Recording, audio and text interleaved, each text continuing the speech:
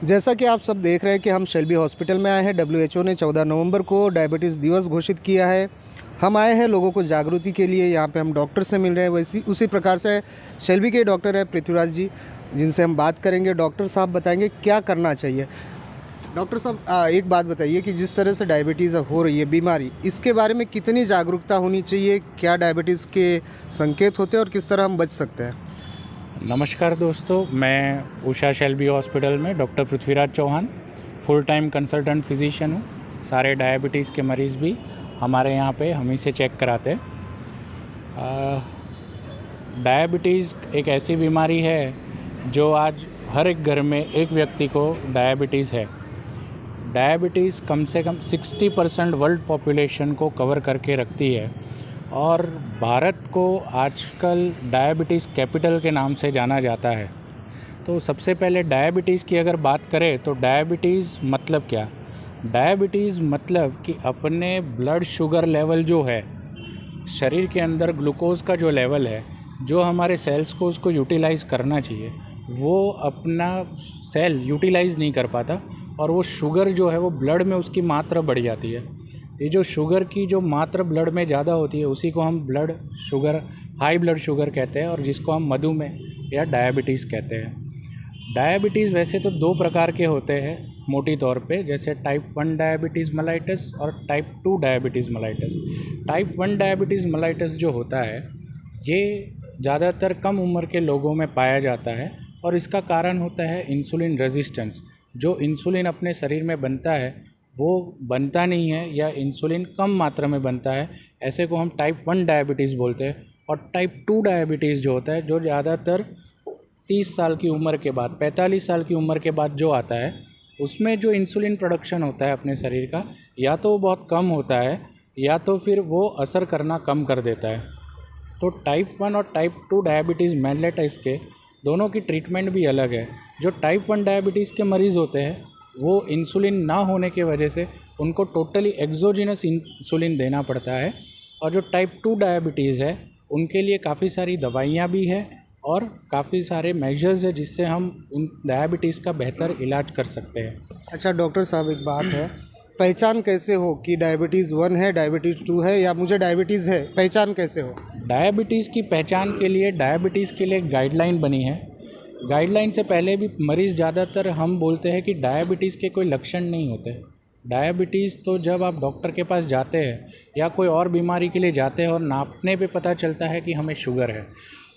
मोटी तौर पे अगर हम देखने जाए तो डायबिटीज़ के मरीज़ हमारे पास भूख ज़्यादा लगना, जिसको हम पॉलीफेजिया बोलते हैं, पॉलीयूरिया मतलब कि ज़्यादा पेशाब होना, या फिर ज़्यादा भूख लगना, ज़्यादा पेशाब होना, ज़्यादा प्यास लगना, ये 3 मुख्य कंप्लेन होती है पेशेंट की जिससे हमारे पास आते हैं।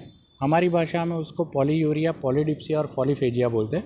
पर हम देखते हैं कि 100 मरीज़ अगर डायबिटीज़ से डायग्नोज होते हैं तो ये कंप्लेन सिर्फ 5 या 10 मरीज़ लेके आते हैं। ज़्यादातर हमारे पास मरीज़ शरीर में फोड़े होने या पेशाब के भाग पे जलन या फोड़े होने से आते हैं और फिर उन्हें पता चलता है कि उनको डायबिटीज़ की बीमारी है। डायबिटीज़ की बीमारी जांच करने के लिए डब्ल्यूएचओ की गाइडलाइन या अमेरिकन डायबिटिक एसोसिएशन की गाइडलाइन है, जिसमें हम मरीज़ का शुगर नापते हैं। एक तो हम मरीज़ का भूखे पेट शुगर नापते हैं। भूखे पेट का जो शुगर होता है उसका रेंज होता है 80 से 110। अगर किसी भी व्यक्ति का 110 से ज़्यादा आता है तो हम कह सकते हैं कि उनको डायबिटीज़ का असर है। उसके अलावा खाना खाने के 2 घंटे बाद, जिसको हम पोस्ट प्रांडियल शुगर लेवल कहते हैं, मतलब 2 घंटे के खाना खाने के बाद नापते हैं। अगर उनका लेवल जो है वो 146 से ज़्यादा है तो भी हम एक डायबिटीज़ के एक रूल क्राइटेरिया में आता है। और तीसरा क्राइटेरिया होता है HbA1c, ग्लाइसोलेटेड हेमोग्लोबिन।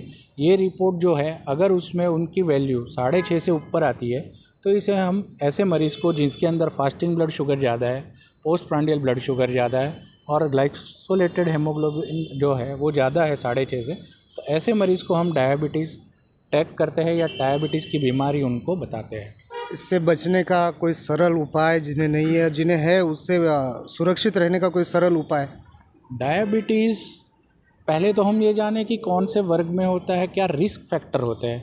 जहाँ हमें रिस्क फैक्टर पता होंगे कि किस वजह से हमें डायबिटीज़ हो सकता है, तो ऑटोमेटिक उसका प्रिकॉशन भी हमें सामने पता चल जाता है।